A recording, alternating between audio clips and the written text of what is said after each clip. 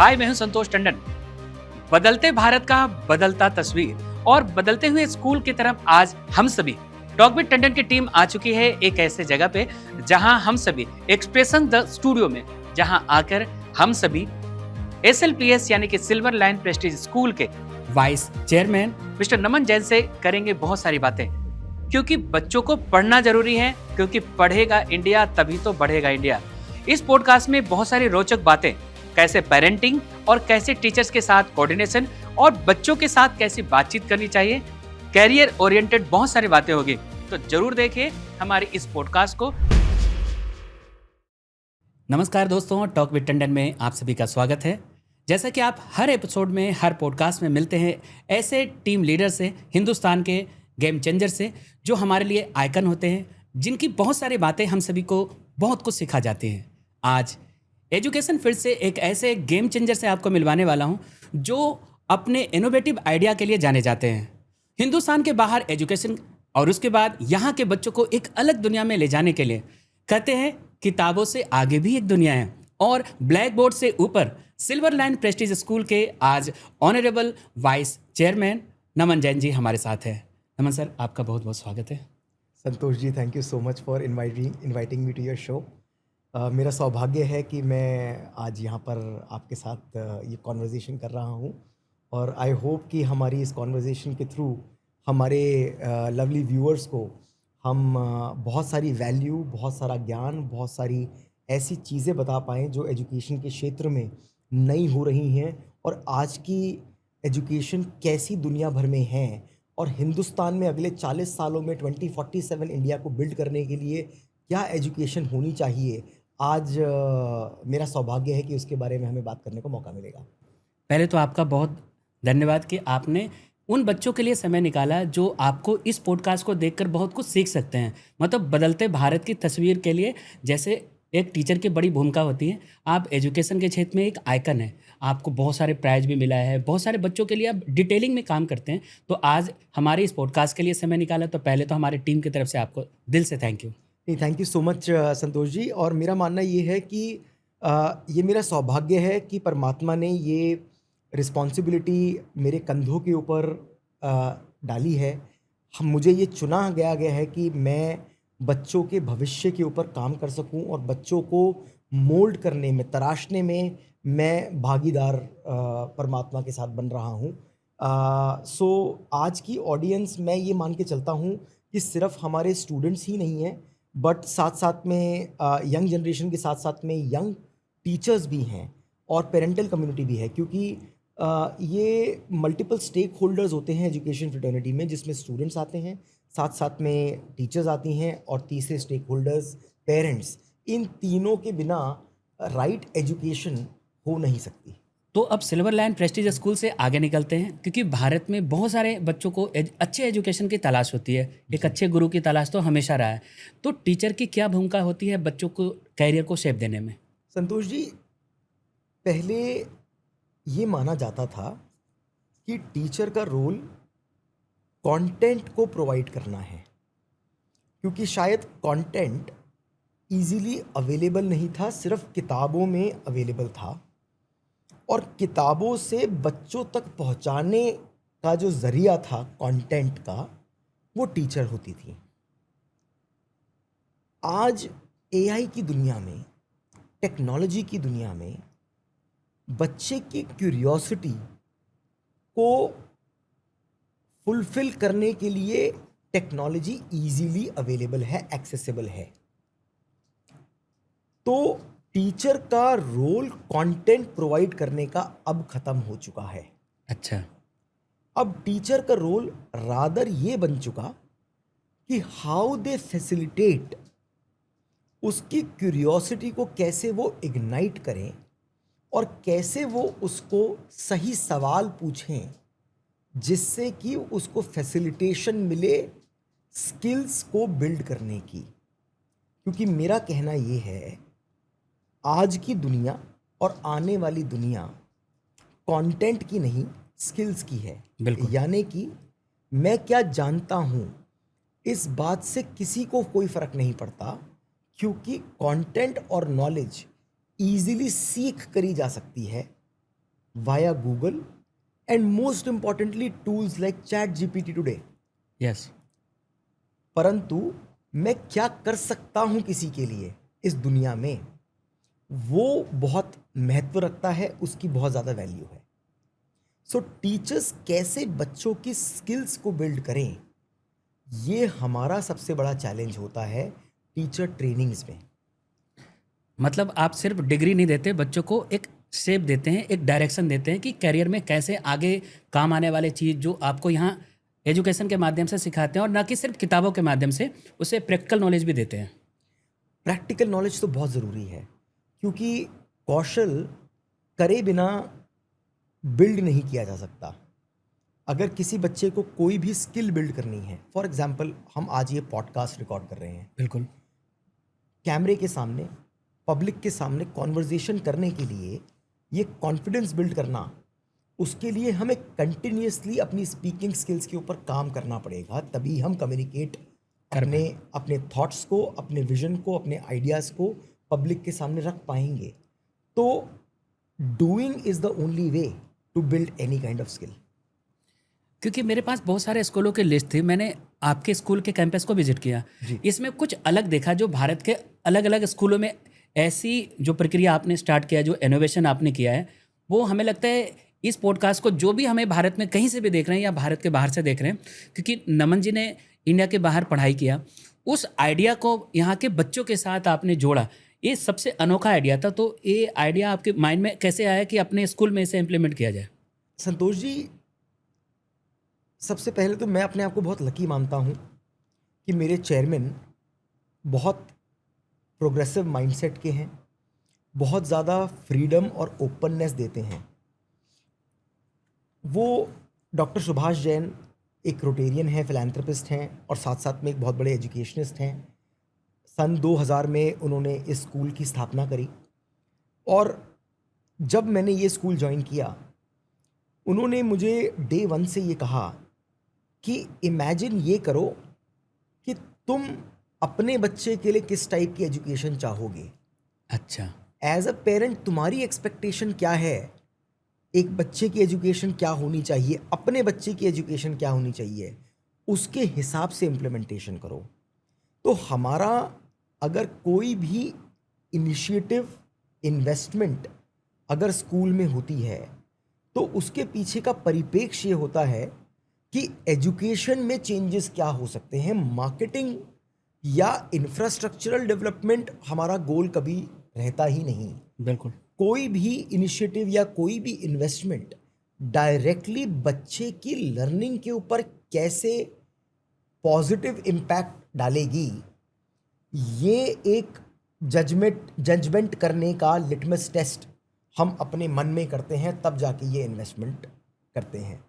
तो I think अगर आप बच्चों को तहे दिल से, अच्छी मंशा से कुछ देना चाहें, तो डेफिनेटली परमात्मा खुद ही रास्ते आपके लिए निकाल देता है। उसी तरीके से लोग आपके साथ जुड़ने शुरू हो जाते हैं। मैं बहुत लकी हूँ कि मेरे साथ जो मेरी टीम ऑफ एडवाइज़र्स हैं, वो एक से एक चुनिंदा एजुकेशनिस्ट हैं पूरे देश के। अच्छा। और अपने अपने फील्ड्स के एक्सपर्ट्स हैं। सो नमन को क्या पता कि क्या करना है एजुकेशन में।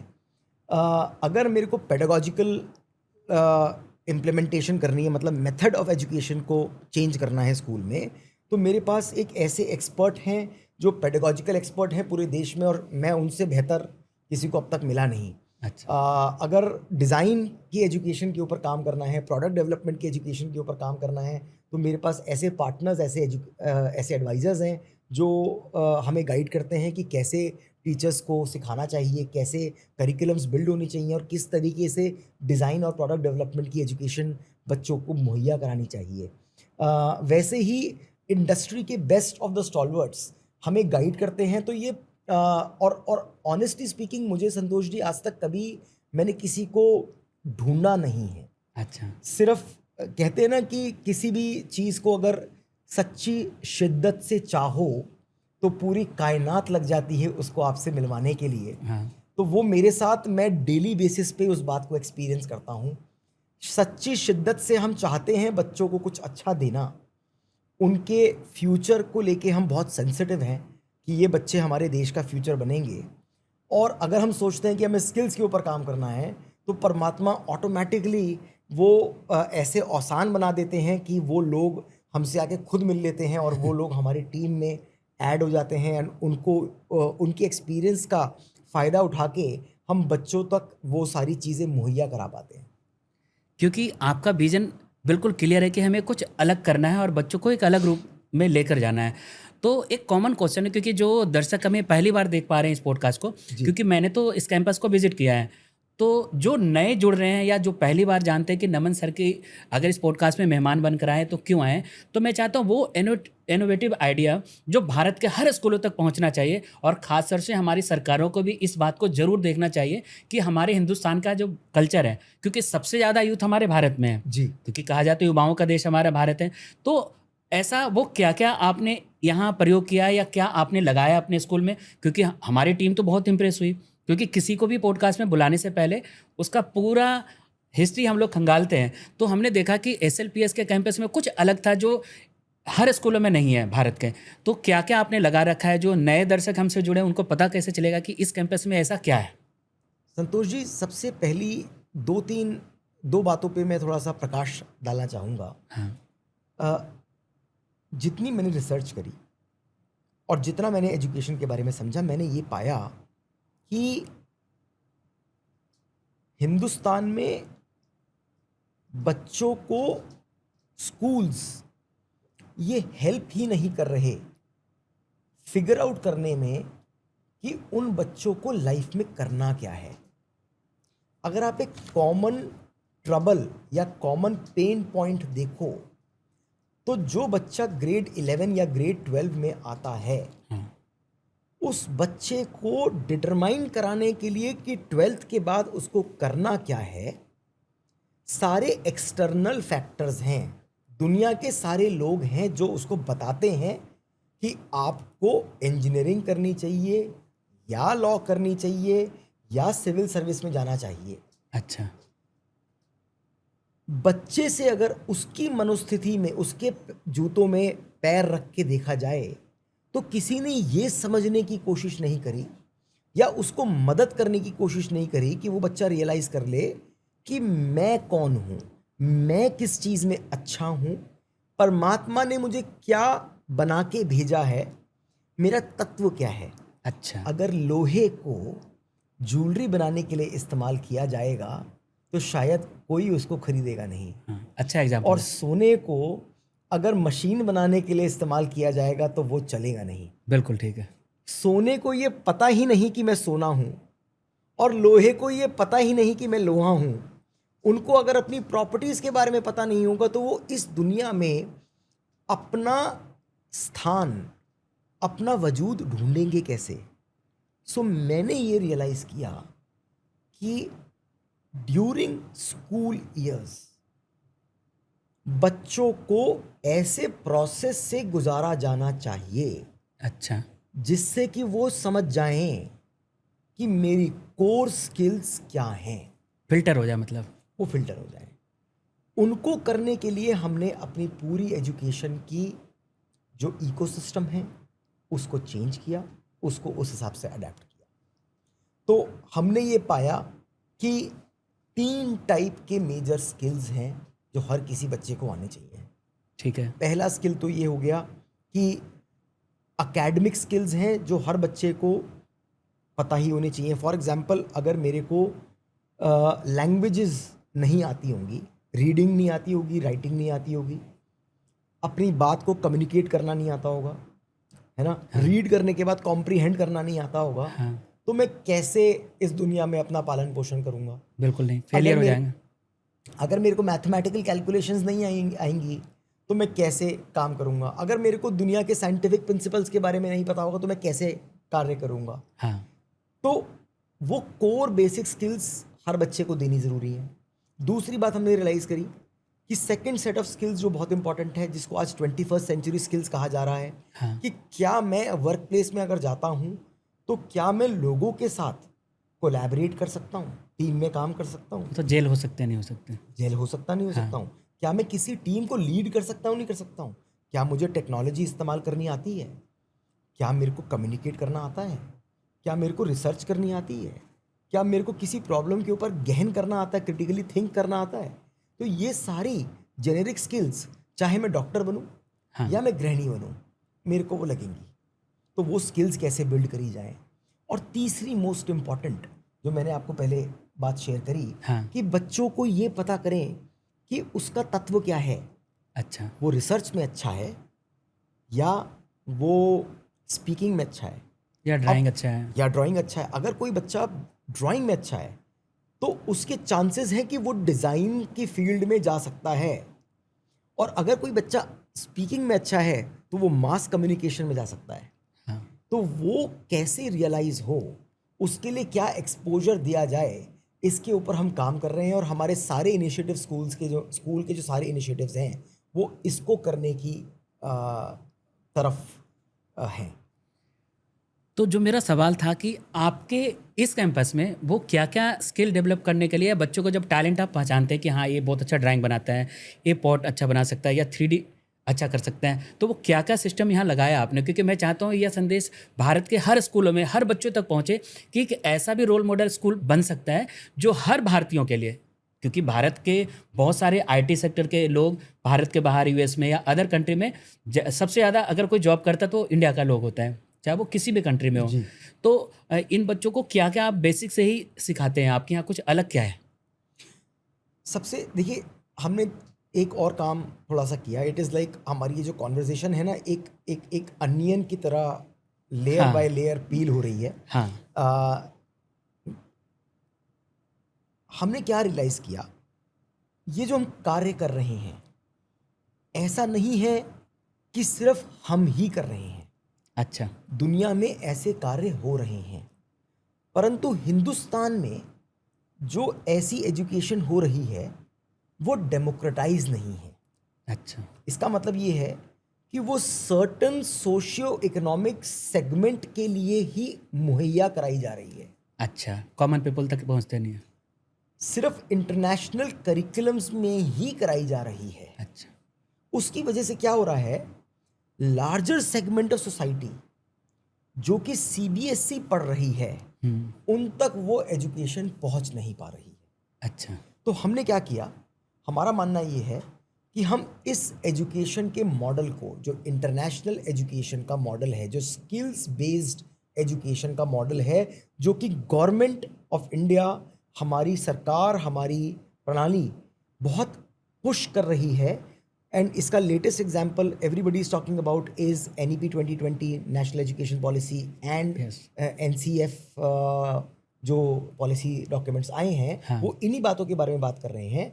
उसको हम लार्जर CBSE सेगमेंट में इम्प्लीमेंट करके दिखाने की कोशिश कर रहे हैं और उसको डेमोक्रेटाइज कर रहे हैं। जो कि सिर्फ प्रीमियम सेगमेंट एक सर्टन स्ट्रैटा के लिए रिजर्व था, उसको हम ज़्यादा लार्जर सेगमेंट के लिए ओपन कर रहे हैं। तो मैं अगर आपके क्वेश्चन का डायरेक्ट आंसर करूं हाँ। तो आपने पूछा कि हम ऐसा स्कूल में कर कैसे पा रहे हैं, कैसे इसको मुहैया करा रहे हैं। तो हमने, जो मैं पहली स्किल की बात करूं, पहली और दूसरी स्किल बोली, उसके लिए हमने क्या किया, हमने ये रियलाइज़ किया कि जो हर बच्चा और हर टीचर के बीच में हर रोज़ जो ट्रांजैक्शन हो रही है, हाँ। उस ट्रांजैक्शन के मेथड को हमें बदलना पड़ेगा। अच्छा। जनरली CBSE में टीचर्स कंटेंट को डिलीवर करते हैं, उसके बेसिस पे एक एग्जामिनेशन को कंडक्ट करते हैं और उसके बेसिस पे बच्चे को ये कहते हैं कि whether you know the content और नॉट, और उसके बेसिस पे उसको मार्क्स एलोकेट कर दिए जाते हैं। हाँ। उस पर्टिकुलर प्रणाली में बच्चे की सिर्फ सब्जेक्ट मैटर पे, Hindi, English, math, science, SST, हाँ। और उसकी रटने की क्षमता पे उसको टेस्ट किया जा रहा है। जब हम दूसरी स्किल्स को बिल्ड करने की बात कर रहे हैं तो इसका मतलब पढ़ाने का जो तरीका है और जो टेस्ट करने का तरीका है, असेसमेंट का तरीका है, उसको हमें बदलना पड़ेगा। बिल्कुल। और उसको बदलने के लिए हमने very in depth curriculums, teacher professional development and audit systems लगाए हैं, अच्छा। जिससे कि हमारी टीचर्स कंटेंट को ना पढ़ाकर स्किल्स को क्लासरूम में बिल्ड करें, रिसर्च बच्चों को सिखाएं, बोलना बच्चों को सिखाएं, प्रॉब्लम्स का सल्यूशन ढूंढना सिखाएं। फॉर एग्जांपल, हमारी हाइड्रोपोनिक्स की लैब में अगर आप जाके देखें, हाँ। एक स्कूल में बच्चा साइंस के करिकुलम में बहुत छोटी कक्षा से 8वीं तक प्लांट एंड प्लांट लाइफ, उसके साइंस के करिकुलम का बहुत बड़ा भाग हाँ, उसका होता है। बिल्कुल। जनरली किताबों के थ्रू ही प्लांट को पढ़ाया जाता है, अच्छा, रियल लाइफ में नहीं है। रियल लैब में नहीं है। हमारी हाइड्रोपोनिक्स लैब में बच्चे सीड के थ्रू प्लांट्स को जर्मिनेट करते हैं, उनके न्यूट्रिएंट्स का ध्यान रखते हैं, उसको ग्रो करके ट्रांसप्लांट करते हैं, उससे क्रॉप बिल्ड करते हैं, फार्म, अच्छा। एक तरह से फार्म की तरह उसको हाँ। ऑपरेट करते हैं।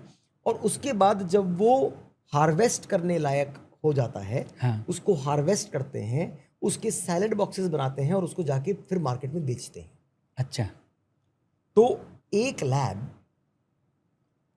वही करिकुलम, हाँ। बट पढ़ाने का तरीका एब्सोल्युटली प्रैक्टिकल और एब्सोल्युटली स्किल्स बेस्ड। इससे ना ही सिर्फ बच्चे को प्लांट के बारे में उसने सीखा कि उस प्लांट को क्या क्या न्यूट्रिएंट्स चाहिए होते हैं, क्या क्या रिक्वायरमेंट्स होती हैं, कैसे उसकी केयर करनी होती है, वो तो वो बच्चा सीख ही रहा है, हाँ। बट साथ साथ में कॉमर्स भी सीख रहा है, वो हाँ। फार्मिंग सीख रहा है। और ना ही सिर्फ ट्रेडिशनल फार्मिंग सीख रहा है, वो आने वाले टाइम में वर्टिकल फार्म्स कैसे ऑपरेट करते हैं, आज से 20 साल बाद कैसे फार्मिंग चलेगी, हाँ। वो टेक्निक्स वो बच्चा वहाँ पर जाके सीख रहा है। एंड नॉट ओनली दैट, उसके बाद उससे रेवेन्यू कैसे जनरेट करा जाता है, वो तक अच्छा। वो उसको सीखने की कोशिश कर रहा है। ये बिल्कुल अलग ही आइडिया है। हमें लगता है बच्चों का क्लास भी रोचक हो गया होगा, क्योंकि बहुत सारे बच्चे जब जाते होंगे वो सेट लगाते होंगे, उसका डेवलपमेंट देखते होंगे, उसमें क्या चीज़ चाहिए, और जैसे जब डेवलप हो जाता है, और मैंने देखा आगे आप बिजनेस मॉड्यूल भी उस बच्चों को प्रिपेयर कर रहे हैं, मतलब ये एक बहुत अच्छा आइडिया है। मैंने एक चीज़ और देखा आपके इसी कैंपस के अंदर, रिसाइकल करके आप पेपर कुछ बना रहे थे, क्या था वो? सो हमारे यहाँ हमारा मानना ये है कि सस्टेनेबिलिटी बहुत इंपॉर्टेंट एंगल है। सस्टेनेबिलिटी का मतलब ये हो गया कि बच्चे को जब तक छोटी उम्र से मदर अर्थ के रिसोर्सेस को कैसे बचा के रखा जाता है, अगर वो नहीं सिखाया जाएगा, तब तक हम कैसे रिलाई करेंगे कि ये बच्चे हमारे मदर अर्थ को प्रोटेक्ट करके रखेंगे और रिसोर्सेज का सही इस्तेमाल करेंगे। अच्छा। तो पेपर रिसाइकलिंग लैब के अंदर, पूरे स्कूल के अंदर जो पेपर का वेस्ट है, अच्छा, पूरे कैंपस में कहीं भी? पूरे उस कैंपस के अंदर जो पेपर का वेस्ट है, उस वेस्ट मटेरियल को कलेक्ट करा जाता है, अच्छा। उसका पल्प बिल्ड किया जाता है और उससे वापस रिसाइकिल करके नया पेपर बनाया जाता है। और ना ही सिर्फ पेपर बनाया जाता है, उससे diaries, envelopes, gift bags and so on and so forth. बहुत बड़ी इंडस्ट्री है जयपुर की अच्छा। जो इसके ऊपर चल रही है। और हम मार्केट में जाके आर्टिजनल हैंडमेड पेपर के ऊपर अच्छा। नॉर्मल प्रोडक्ट से महंगा हम अच्छा। सामान खरीदते हैं। वो हाँ। टेक्निक्स बच्चों को हमारी लैब में सिखाई जा रही है। ये तो बहुत कमाल हो गया, क्योंकि बच्चे अब कोई भी कागज़ अगर वेस्ट हो रहा हो, यहाँ पे बनते हुए देखेंगे, नए रिसाइकल होते हुए। मैंने देखा कि आपने डायरी भी और पैकेजिंग मटेरियल भी था आपके कैंपस में। एक और बड़ा इनोवेटिव लगा मुझे, जो बच्चे 3D की तरफ ज़्यादा, क्योंकि आजकल AI का दौर है, बच्चे गेमिंग की तरफ ज़्यादा मूव कर रहे हैं, तो उन बच्चों में मैंने देखा कि कुछ अलग अपने कार्टून कैरेक्टर डेवलप कर रहे हैं। जैसे कुछ बच्चे पॉकीमॉन को पसंद करते हैं, कोई स्पाइडरमैन को पसंद करते हैं, तो कुछ बच्चे नए जो क्रिएटर होते हैं वो नया कुछ बनाता है और वो यहाँ मशीन के द्वारा बन भी जाता है। तो वो कैसे बनता है? तो आप जो बात कर रहे हैं वो वैकॉम के डिज़ाइन स्टूडियो के बारे में बात कर रहे हैं। और जो ये वैकॉम का हमारा we are one of the only Wacom authorised training centre. अच्छा। वैकॉम, अगर मैं आपको बताऊं, दुनिया की one of the largest and one of the only design technology company है जो ऐसी टेक्नोलॉजी बिल्ड करती है जो डिज़ाइनर्स के लिए है। उनका एक प्रोडक्ट है सेंटिक प्रो, जो डिज़ाइनर्स के लिए डिफैक्टो स्टैंडर्ड है पूरी दुनिया में। अपनी कला को कमर्शियल आर्ट में कन्वर्ट करने के लिए। उसके थ्रू आपने वो बच्चों का प्रोडक्ट देखा, तो उसके थ्रू ना ही सिर्फ बच्चे एनिमेशन कर पाते हैं, वो एनिमेशन करते हैं, वो प्रोडक्ट डेवलपमेंट, प्रोडक्ट के डिज़ाइंस बिल्ड करते हैं, वो 3D के प्रोडक्ट्स बिल्ड करते हैं। और उसको लेने के बाद एक बार वो डिज़ाइन का प्रोसेस जब कंप्लीट हो जाता है तो बच्चों के पास ऑप्शन होता है कि वो चाहे वो 3D प्रिंटर में जाके उसको डेवलप करें, या वो जाके मैकाट्रॉनिक्स के लैब में जाके उसके ऊपर काम करें, या उसमें ट्रेडिशनल एरिया में सिरेमिक्स और पॉटरी के स्टूडियो में जाके उसके ऊपर काम कर सकें। सो आप जो जो ये डिफरेंट लैब्स के बारे में संतोष जी बात कर रहे हैं, हाँ, ये बेसिकली अगर मैं आपको इसका एक फिलोसफिकल एंगल शेयर करूं, हाँ, 80% जॉब्स दुनिया में जो हैं उसके अंदर एक इंसान को कुछ ना कुछ बनाना पड़ता है, हाँ, प्रोडक्ट को बनाना पड़ता है, और वो प्रोडक्ट सेलेबल होना चाहिए।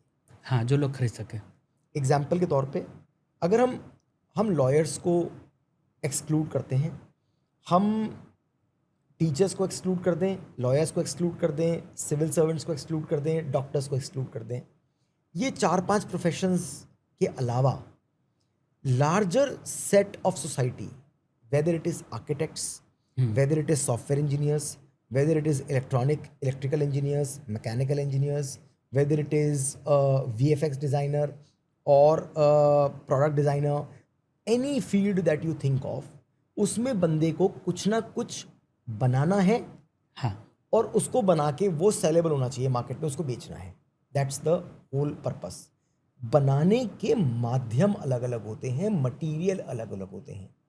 अब स्कूल में अगर आप देखें, किसी भी स्कूल में बच्चे को गत्ते और थर्माकोल के थ्रू सिखाया जाता है मॉडल बनाना। मॉडल बनाना। हाँ, आप ये बताइए, दुनिया में हम प्रोडक्ट खरीदते हैं, कितने प्रोडक्ट ऐसे हैं जो कार्डबोर्ड एंड थर्माकोल के होते हैं? लिमिटेड, बहुत वेरी लिमिटेड। बहुत ज़्यादा। तो संतोष जी, जब इंडस्ट्री में और रियल वर्ल्ड में कार्डबोर्ड एंड थर्माकोल जैसे मटेरियल्स इस्तेमाल ही नहीं हो रहे, तो हमारा फोकस स्कूल एजुकेशन में बच्चों को उन मटेरियल्स से कंफर्टेबल कराने का या उस पर स्किल बिल्ड करने का क्यों है? इसलिए क्योंकि वो सेफ है सिर्फ, या इसलिए कि वो बहुत आसान है करना? हाँ, हमारा मानना ये है, इस लैब का, हमारे जो स्टूडियोज़ हैं, इनका पर्पस ये है कि डिफरेंट प्रोडक्ट्स में इस्तेमाल होने वाले मटेरियल्स एंड मीडियम्स से बच्चों को अवगत कराना है, कंफर्टेबल कराना है, एक बेस लाइन की स्किल बिल्ड करवानी है, जिससे कि बच्चा ये चूज़ कर सके 11th में कि मेरे को बनना क्या है लाइफ में। Do I want to be an architect? Do I want to be a designer? Do I want to be a VFX designer? Do I want to be a videographer? Do I want to go into sound production? क्या मेरे को mechatronics पसंद है? क्या मेरे को additive and subtractive technologies जैसे कि laser cutting and 3D printing के थ्रू मेरे को मैन्युफैक्चरिंग पसंद है? क्या मेरे को ट्रेडिशनल मटेरियल में जिसके अंदर सिरेमिक्स आती है, पोर्सलिन आता है, टेराकोटा आता है या वुड आता है, उस टाइप के मटेरियल्स के ऊपर मेरे को काम करना अच्छा लगता है, या मेरे अंदर वो स्किल है?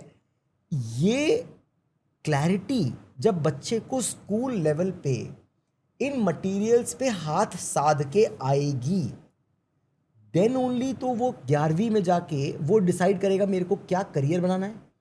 वो उसके बेसिस पे डिसाइड करेगा कि मेरे को कौन से कोर्सेज लेने हैं, एंड उसी के बाद बैक ट्रैक करके तो डिसाइड करेगा कि कौन कौन से सब्जेक्ट कॉम्बिनेशन में 11th में चूज़ करूँगा, जिससे कि मेरे वो ऑप्शंस खुलेंगे। अभी क्या होता है, अभी स्टूडेंट्स 11th में सब्जेक्ट ले लेते हैं अच्छा, एक्सटर्नल प्रेशर के थ्रू कि मेरे को साइंस चाहिए या मैं कॉमर्स लूँगा। चाहे वो उसके लिए बना नहीं हो। उसके ऊपर प्रेशर बना के उससे वो सब्जेक्ट ले लिया जाता है। फिर वो 12th में आने के बाद डिसाइड करता है चलो अब ये एग्ज़ाम दे देते हैं। उसके बाद वो कोर्स करने के बाद जॉब ढूंढते हैं, चलो ये जॉब कर लेते हैं। सो आप देख रहे हैं पैटर्न बिल्कुल इंसिडेंटल है। इंसिडेंटल ऐसे है कि कोई प्लानिंग नहीं हो रही है और ना ही उस बच्चे की छुपी हुई प्रतिभा के हिसाब से उसके करियर को सेट किया जा रहा है, या तो एक्सटर्नल प्रेशर के थ्रू थोपा जा रहा है। थोपा जा रहा है, या वो गैम्बल खेल रहा है, वो रिस्क ले रहा है कि देख लेंगे। आप सुन के ताज्जुब करेंगे, मैं जब रिसर्च पे निकला और मैं अलग अलग यूनिवर्सिटीज़ और अलग अलग एजुकेशन से मिलता हूँ, I met one of the deans of a very renowned university and aerospace engineering के डिपार्टमेंट के हेड थे। अच्छा। उन्होंने मुझे बताया कि अगर 100 बच्चे उनके पास आ रहे हैं तो 80% बच्चों को first year of aerospace engineering में ये पता लग जाता है कि हम इसके लिए तो बने नहीं हैं। अच्छा। अब lakhs and lakhs of rupees parent उस कोर्स की ऑलरेडी भर चुके, क्योंकि वो छोड़ भी नहीं सकते। अब वो छोड़ नहीं सकता, अब वो चेंज नहीं कर सकता, अब वो ये एक्सेप्ट कर लेता है कि मैं अब 4 साल के लिए स्टक हूं। तो आप इमेजिन करिए, हायर एजुकेशन कोर्सेज में एंटर करने वाला सिर्फ 20% बच्चा ऐसा अगर वहां पहुंचा जो सही जगह पहुंचा, हाँ। हम अपने देश के, अपने पेरेंट्स के hard earn money, university systems का इतने रिसोर्सेस को हम कितना वेस्ट कर रहे हैं। बिल्कुल, समय भी पैसे भी। और बच्चों का करियर, बच्चों का प्रेशियस टाइम कितना वेस्ट हो रहा है।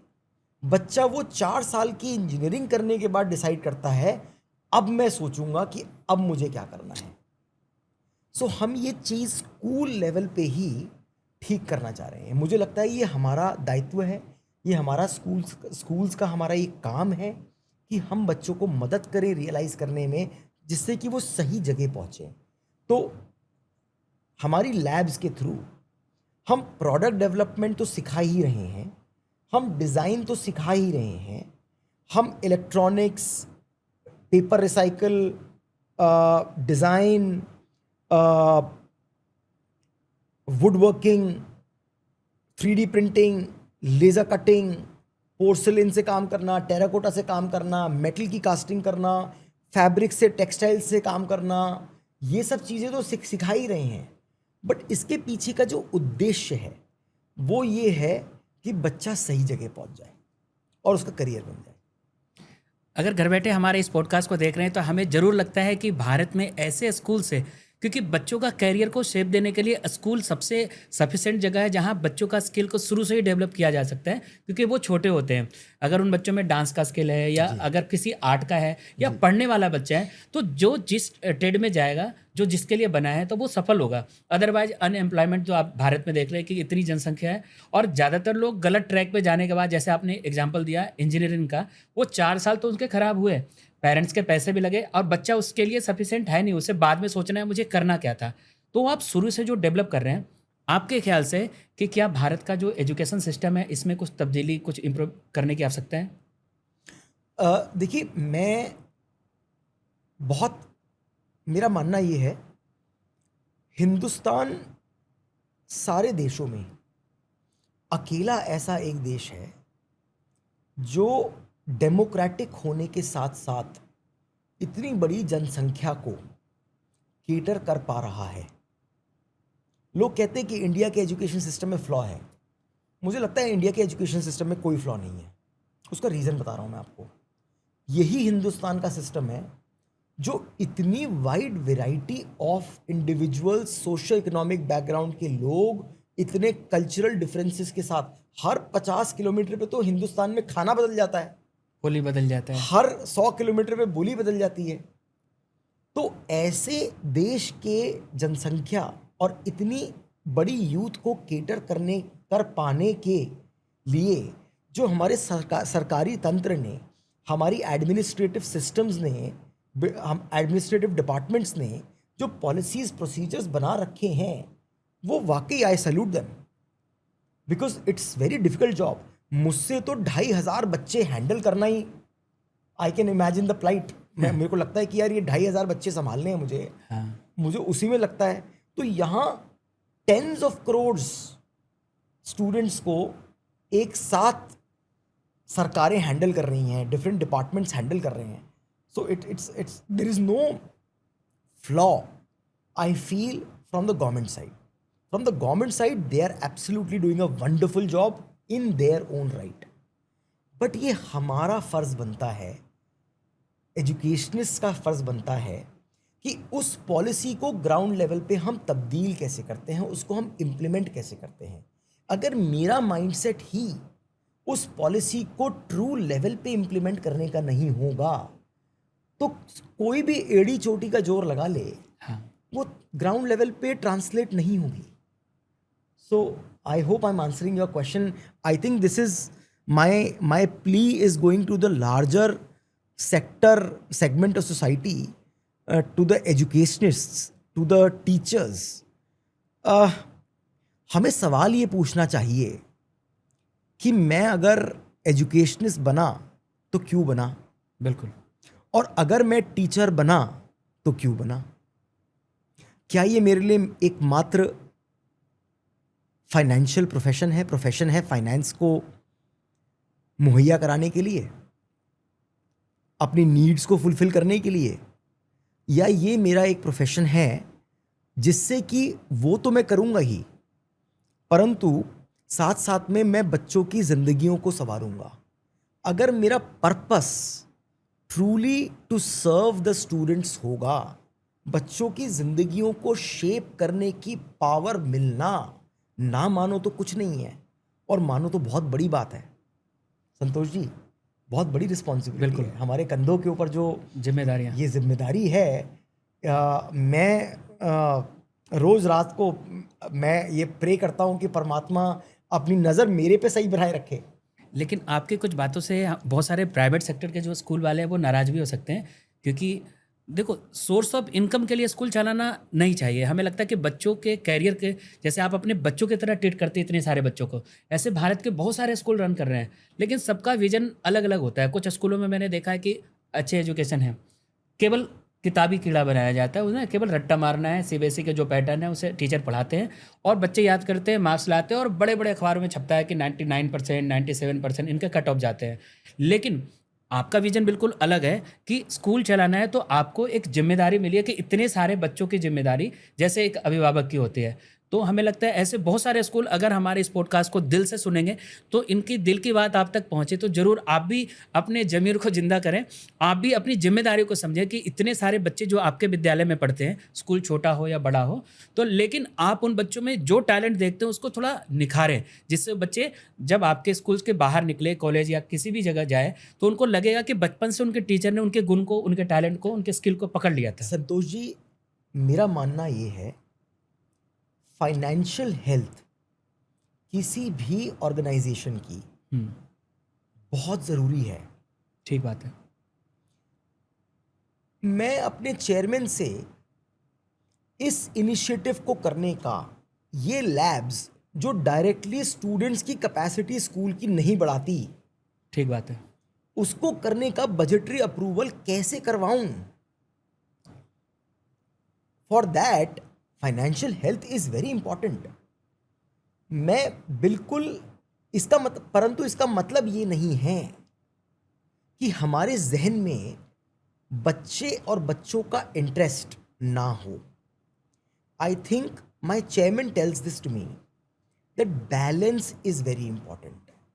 सही जगह इन्वेस्टमेंट्स होना कंटिन्यूसली बहुत इंपॉर्टेंट है.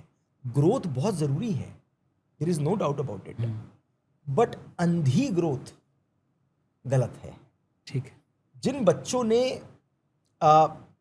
बच्चों के लिए हम हैं, जिन बच्चों की वजह से हम यहाँ हैं, तो उनको सर्व करना हमारा दायित्व बनता है.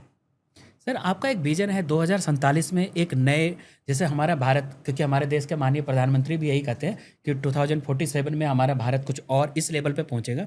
तो क्योंकि 25 ईयर आपने ऑलरेडी अच्छे एजुकेशन को सर्व किया है और सिल्वर लाइन, इसका नाम भी सिल्वर है, और सिल्वर जुबली आपने कंप्लीट कर लिया है. तो ये 25 साल के बाद आने वाले जो 20 साल का आपका विजन है वो क्या है? क्योंकि अब धीरे धीरे हमारा भारत या पूरा वर्ल्ड ही एआई की तरफ जा रहा है. बच्चे आजकल एआई का प्रयोग करते हैं, बहुत सारे टेक्नोलॉजी आ गए हमारे एजुकेशन में। तो आने वाले 20 साल का जो विजन आप पहले से तैयारी किया है कि आफ्टर 20 ईयर एजुकेशन के सिस्टम कैसा होगा हमारे स्कूल का या भारत का? आपने अभी सरकार के दायित्व के बारे में, सरकार की पॉलिसीज़ के बारे में बात करी। हाँ। सरकार का काम है राइट पॉलिसी बनाना, अच्छा। राइट इकोसिस्टम प्रोवाइड करना, एक राइट डायरेक्शन देश को प्रोवाइड करना, एजुकेशनिस्ट को प्रोवाइड करना। वो हमारे माननीय प्रधानमंत्री जी ने, हमारी सरकार ने, हमारे सरकारी तंत्र ने हमें दिया है और वो हमें रोज़ वो गाइड करते हैं। अच्छा। अगर आप सीबीएसई के नियमों के बारे में बात करें या जो नए पॉलिसी डॉक्यूमेंट्स अगर आप आ रहे हैं, आप स्क्वॉफ करके एक पर्टिकुलर डॉक्यूमेंट है, इतना लेंदी डॉक्यूमेंट है वो, अगर आप उसको ढंग से पढ़ें तो ये सारी बातें उसमें ऑलरेडी करी जा रही हैं। परंतु मैं फिर वही बात कह रहा हूं, उस पॉलिसी को इम्प्लीमेंट करके दिखाना और उसका मॉडल बिल्ड करना वो बहुत ज़रूरी है। हाँ। मेरा सिर्फ एक कार्य है कि जो सरकार कह रही है 2047 में एक डेवलप्ड नेशन में एक स्कूल कैसा होना चाहिए, मैं उसका मॉडल बिल्ड करने की कोशिश कर रहा हूं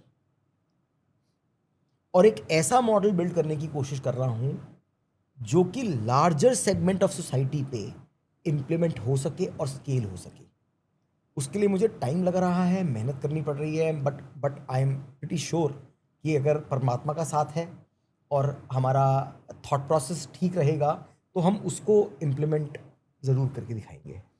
यहाँ कर ऐसा लगता है कि काश बचपन ऐसा ही होना चाहिए, किताबों के बाहर भी एक दुनिया है और हमें लगता है ये बच्चे अपने सपनों की दुनिया को बिल्कुल रियल में आपके साथ जुड़कर पूरा कर रहे हैं। तो आने वाले समय में देश में एआई को कैसे देखते हैं, मतलब पॉजिटिव वे में या नेगेटिव में? देखिए, हमारे मानने से कि एआई पॉजिटिव है या नेगेटिव है उससे कोई फ़र्क पड़ता नहीं है, क्योंकि एआई आ चुकी है। बिल्कुल। अब उससे बचना ये मुश्किल है। नामुमकिन है। वो इम्प्लीमेंट हो चुकी है टेक्नोलॉजी। बट देखिए, अगर आप, I think this is the beauty of human race. हमारी जो ग्रोथ है ना वो एक्सपोनेंशियल है। अगर आपको याद होगा 2005-2006 में टेक्नोलॉजी की जब दुनिया आई, जब एंड्रॉयड फ़ोन्स, आईफोन्स जब लॉन्च हुए, हाँ। तो हमें लगा ये हम किस फ्यूचर में जी रहे हैं और क्या टेक्नोलॉजी नहीं आ चुकी है। बिल्कुल। आज हम बिल्कुल कॉमन हो चुके हैं। हाँ। और आज वो मेटा के ग्लासेस आ गए हैं और आपको फ़ोन भी उठाने की ज़रूरत नहीं है और वो आप अपने चश्मों से बात करके सामने क्या चल रहा है आप उसके बारे में बात कर सकते हैं। मुझे हाल ही में एक रिसर्च करनी थी छोटी सी, तो पहले आप गूगल के ऊपर जाके रिसर्च करते थे बिल्कुल। और रिसर्च करने के बाद आप चाहे जिस काम को करने में और समझने में 2 घंटे लगते होंगे, उसको आज की डेट में एआई वो 5 मिनट में करके दे देती है। बिल्कुल। किसी भी टॉपिक के ऊपर अगर आपको रिसर्च करनी है, फॉर एग्जांपल अगर मेरे को सरकार का कोई डॉक्यूमेंट आया, कोई पॉलिसी आई, उसको पढ़ना है और उसके बारे में ये निकालना है कि एजुकेशन से रिलेटेड वो क्या लॉ नया चेंज हुआ, तो all I have to do कि वो डॉक्यूमेंट को मैं अपलोड करूँगा चैट जीपीटी में या किसी एआई के टूल में और उससे सवाल पूछूंगा कि जी बताइए कि मेरे परिप्रेक्ष्य में क्या कह रहा है डॉक्यूमेंट। वो समरी बना के आपको बता देगा। अब उसका नया डॉक्यूमेंट अगर नया वर्जन आता है तो मैं वो भी डॉक्यूमेंट अपलोड करूंगा और उससे पूछूंगा कि पुराने डॉक्यूमेंट में और नए डॉक्यूमेंट में चेंजेस क्या हुए ये बता दीजिए, तो वो बता देगा। तो जो काम को करने के लिए पहले मुझे घंटों लगाने पड़ते या टीम लगानी पड़ती, वो आज की डेट में मियर 5 मिनट में रात को सोने से पहले करा जा सकता है। बिल्कुल। सो चैलेंज ये नहीं है कि एआई अच्छा है या बुरा है, बात ये है कि हम अपने बच्चों को सिखाते कैसे हैं कि एआई का इस्तेमाल कैसे करना है। बिल्कुल। सब एजुकेटर्स इस बात से डरते हैं कि एआई अगर बच्चों ने सीख ली तो एग्ज़ाम में वो चीटिंग करना सीख जाएंगे, अच्छा, शॉर्टकट मारेंगे। मेरा सवाल उन एजुकेटर से ये है कि आप रटने के लिए एग्ज़ाम दे ही क्यों रहे हैं? आपका रटना बच्चे को सिखाना और रट के एग्जाम दिलवाना, उससे बच्चे ने क्या सीखा? बस उसे माइंड में याद हो गया बस और लिख दिया कागज पे, और शायद एग्जाम देने के बाद वो फिर भूल भूल जाएगा। जाएगा। बिल्कुल। उसकी वैल्यू क्या ऐड हुई बच्चे की? तो क्वेश्चन ये नहीं है कि एआई सही है नहीं है, क्वेश्चन ये है कि टीचर, एज अ टीचर मैं बच्चे को पढ़ा कैसे रहा हूँ, मेरा मेथड क्या है। यहाँ पर अगर मैं उसको एक ऐसा प्रोजेक्ट देता जिसके अंदर उसको 4 सहपाठियों के साथ मिलके रिसर्च करनी है किसी टॉपिक के बारे में और कुछ बिल्ड करना है, कुछ बनाना है, अच्छा। चाहे वो एक आर्टिफैक्ट हो, चाहे वो एक प्रोजेक्ट हो, चाहे वो एक मॉडल हो, चाहे वो एक ग्राफिक हो, चाहे वो एक वीडियो आउटपुट ही क्यों ना हो, और उसमें वो बच्चा एआई की मदद लेता, तो उसमें गलत क्या है? मतलब टेक्नोलॉजी का एडवांटेज का लाभ उठाना चाहिए, बच्चे अच्छे प्रॉम्प्ट करना चाहिए जैसे बच्चे, और उसका लाभ उठाए, टेक्नोलॉजी से अपना टाइम को बचाए। हमें बच्चे को सिखाना है कि टेक्नोलॉजी को इस्तेमाल किस तरीके से करना है। उसके लिए मुझे बच्चे को चेंज नहीं करना, बिल्कुल। मुझे अपने पढ़ाने के मेथड को बदलना पड़ेगा। मेरे को उस चीज से बाहर निकलना पड़ेगा जैसे मैं जो पिछले 15 साल से 20 साल से करता आया हूं या करती आई हूं, बिल्कुल। वो बदलना जरूरी है। अगर वो मैं बदल दूंगा तो ऑटोमेटिकली बच्चा तो सीख ही जाएगा। एक कॉमन क्वेश्चन है हर स्कूलों में और हर परिवारों के ये सवाल होता है कि हम बच्चों के अंदर का टैलेंट को कैसे जाने, मतलब उसका स्केल कैसा है। तो किसी भी स्कूल में, ना कि specially for your school, other school में, तो बच्चों का जो अंदर का स्केल रहता है, जैसे कोई बच्चा बहुत अच्छा बोलता है, कम्युनिकेशन जिसकी अच्छी होती है, बहुत अच्छा डांस भी करता है, कुछ बच्चे कुछ साइंस में अच्छे होते हैं, कुछ मैथ में अच्छे होते हैं, किसी का मैथ समझ नहीं आता, साइन थीटा कॉस थीटा हमारे टीचर हमें पढ़ाते थे, मुझे याद रहता है, लेकिन मुझे जीवन में कभी प्रयोग नहीं हुआ। तो इन बच्चों का इंटरनल जो स्किल है वो कैसे पता लगा सकते हैं किसी भी स्कूल के टीचर या पेरेंट्स? संतोष जी चलिए काम करते हैं, एक एक्टिविटी करता हूँ, लीची का टेस्ट समझाइए। लीची का टेस्ट तो जब उसे हम खाएंगे उसे तो पता चलेगा। हाँ। ट्राई करा के। हाँ। तो सेम तरीके से जब तक मैं अलग अलग स्किल्स को बच्चे को ट्राई नहीं कराऊंगा, बिल्कुल। उससे करवाऊंगा नहीं, हाँ। तब तक वो कैसे, उसको पता कैसे चलेगा? ये आपने पता नहीं करना, मुझे पता नहीं करना, पेरेंट ने पता नहीं करना, टीचर्स ने पता नहीं करना। हम मात्र फैसिलिटेटर हैं। अच्छा। हम मात्र सपोर्टर्स हैं। हम उसके लिए वो सिचुएशंस क्रिएट कर रहे हैं जिससे कि उसको खुद को ये रियलाइजेशन हो जाए कि मैं किस चीज़ में अच्छा हूं या किस चीज़ में अच्छा नहीं हूं। मेरे को लीची पसंद है या आम, ये तो मुझे पता है ना। और ये हाँ। कैसे पता चलेगा? जब उसे टेस्ट करेंगे। जब मैं सारी चीज़ें खा के देखूंगा, हाँ। जब मैं सारे फल ट्राई कर लूंगा, तभी तो मुझे पता चलेगा। मैं बिल्कुल लेमैन्स भाषा, हाँ। लेमैन्स बिल्कुल टर्म्स में, बिल्कुल। हाँ। एक बिल्कुल सरल भाषा में इस बात को समझाने की कोशिश कर रहा हूँ। हाँ। जब मैं वो ट्राई करा दूंगा तो मुझे बताने की जरूरत नहीं पड़ेगी, बच्चे को खुद रियलाइज हो जाएगा। और जब वो उसके अंदर अपना पोर्टफोलियो बिल्ड कर लेगा, जब वो उसके अंदर अपना डॉक्यूमेंट ऐसा बिल्ड कर लेगा और इंडस्ट्री के एक्सपर्ट से बात कर लेगा और पेरेंट के सामने जाएगा और बोलेगा, देखिए मम्मा, मैंने ये, पापा मैंने ये काम किया है, ये मेरे काम का प्रूफ है, और इन इंडस्ट्री के एक्सपर्ट से बात करके आया हूँ, ये मेरी जॉब प्रॉस्पेक्ट्स हैं, यहाँ मैं जाके काम करूँगा, इस इंडस्ट्री में मेरे को नौकरी मिल सकती है, उसके बाद ये कोर्स अगर मेरे को एडमिशन लेता हूँ तो मेरे को ये प्रिपेयर करा देगा, तो ये मेरा डिसीजन है।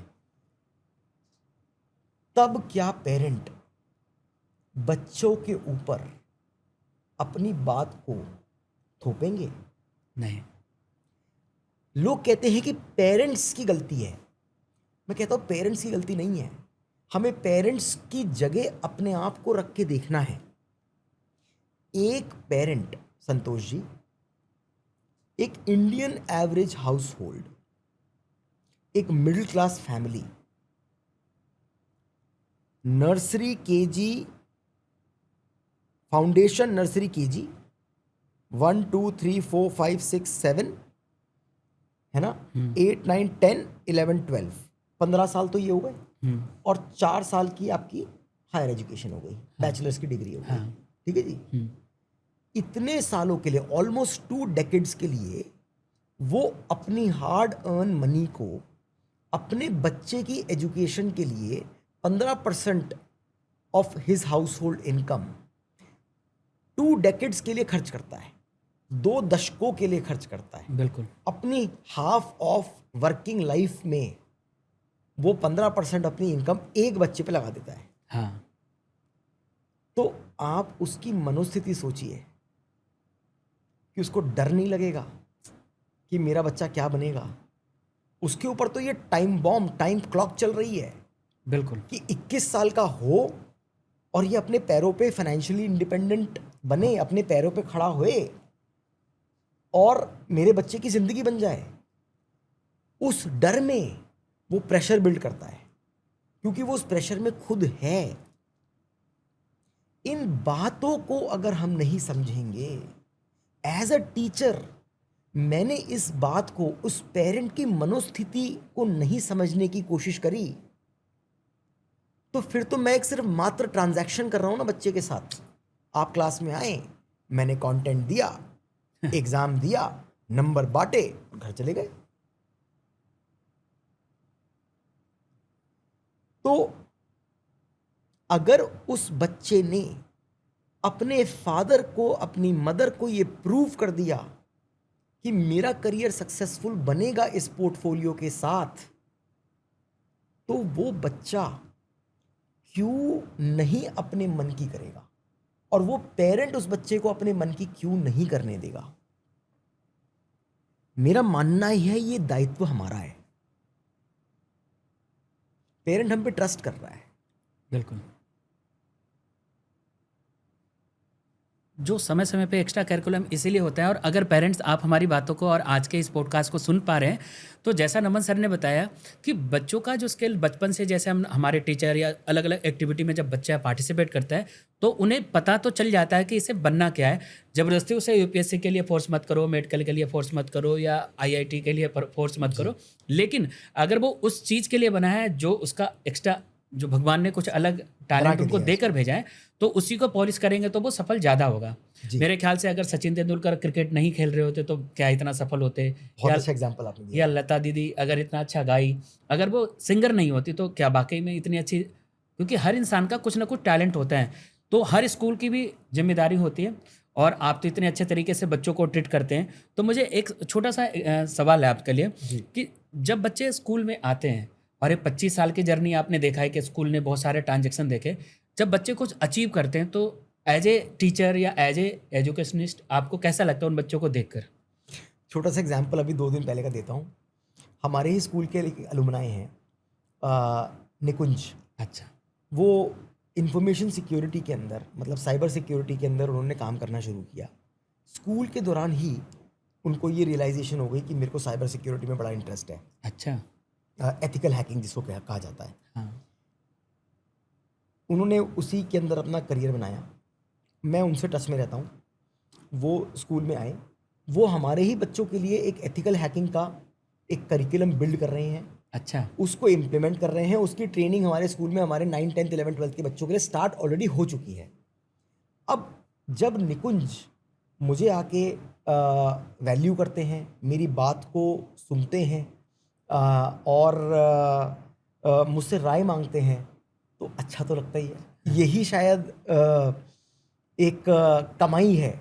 और प्रॉबेबली एजुकेशन ही अकेला ऐसा प्रोफेशन है जिसमें जो खुशी मिलती है वो फाइनेंशियल ट्रांजैक्शन से ज़्यादा जब बच्चे आपको प्यार देते हैं और स्टूडेंट्स से आपको प्यार मिलता है, पेरेंट्स से आपकी तरफ एक रिस्पेक्ट उनकी आंखों में नज़र आती है, तो वो बहुत बड़ा टेक अवे है। एक एसएलपीएस की मैंने एक और स्पेशलिटी, क्योंकि मैंने देखा पॉडकास्ट से पहले बहुत सारी चीज़ मैंने देखा खंगाला यहाँ के बारे में, तो मैंने देखा कि बच्चों को भारत के कल्चर से आप बहुत अच्छे से जोड़ते हैं। जी। जैसे जब अभी राम मंदिर बना तो आपने वो पूरा कल्चर ही पूरा ऐसा लग रहा था कि ये आपका स्कूल अयोध्या बन गया है। वैसे ही मैंने देखा अभी आपने महाभारत या रामायण को, बच्चों को एनुअल डे को इस तरीके तरह कन्वर्ट किया जो हमारी संस्कृति है, तो उसको अध्यात्म, मतलब हमारे धरती से भी, हमारे संस्कृति से भी जोड़ना और टेक्नोलॉजी से भी जोड़ना एक बहुत अच्छा प्रयोग है कि एक तरफ हमारी आस्था भी बढ़े जी। और एक तरफ हमारा देश जैसे डेवलप कर रहा है तो वैसे शिक्षा भी मिले। तो ऐसा जो प्रयास था ये आपके तरफ से था या चेयरमैन सर की तरफ से या आपके पूरी टीम ने ऐसा सोचा कि कुछ ऐसा प्रयोग करते हैं? देखिए, हम सब तो हर किसी के ऑर्गेनाइजेशन के अंदर रोल हैं।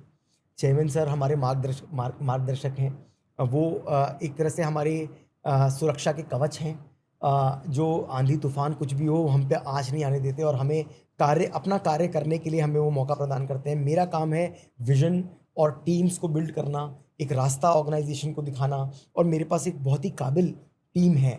जैसे आज ही की पॉडकास्ट में हमारे साथ जो टेक्निकल टीम में सिल्वर लाइन से आज मौजूद हैं प्रमोद जी, एक डांस टीचर हैं और यहाँ पर आज वो पॉडकास्ट रिकॉर्ड कर रहे हैं। तो मैं बहुत लकी हूँ कि मेरे पास एक बहुत अच्छी टीम है और बहुत सारे लोग हैं मेरे पास यहाँ पर।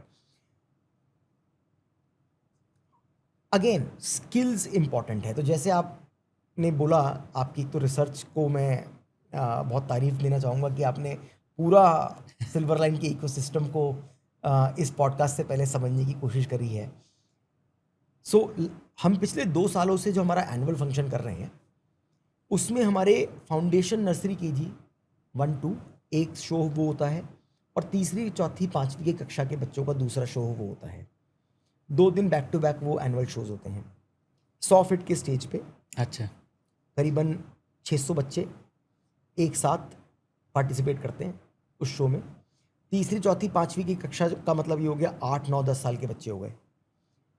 इन बच्चों ने लाइव महाभारत, अच्छा, लाइव रामायण, 2 साल पहले लाइव रामायण डायलॉग भी लाइव बोलते हैं और लाइव महाभारत शोकेस करी।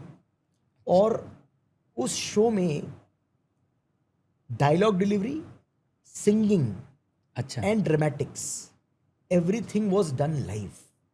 1000 लोगों के सामने एक 8 साल का बच्चा अगर शकुनी बना हुआ है और राम बने हुए हैं, लक्ष्मण बने हुए हैं, रावण का रोल जिस बच्चे ने निभाया, वो लाइव एक्टिंग विद डायलॉग्स, अच्छा, वो 1000 लोगों की पब्लिक के सामने जब कर रहे हैं, तो जाहिर सी बात है बच्चों की स्किल डेवलप होती है और हमारे रोंगटे खड़े होते हैं।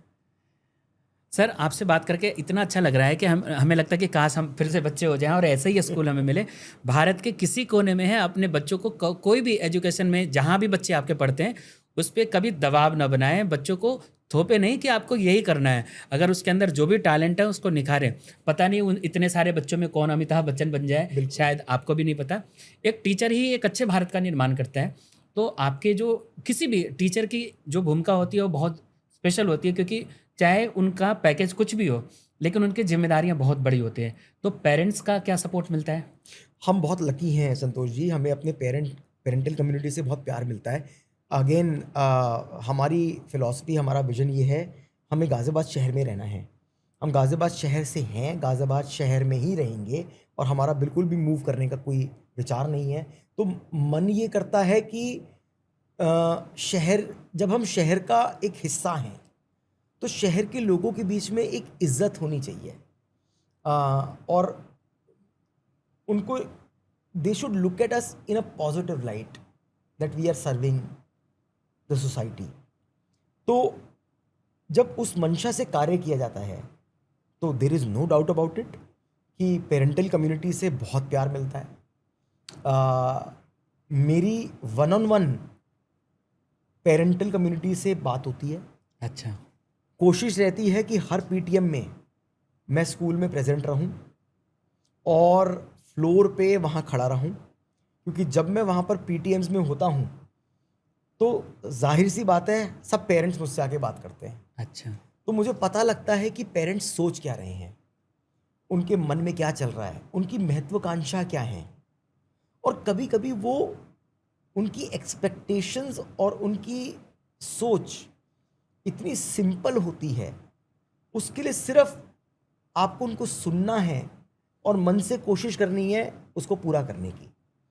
अब बहुत अच्छा लगा, अभी 2 दिन पहले हमारे एक पेरेंट हैं और किसी कारणवश उनको शिफ्ट करना पड़ गया द्वारका।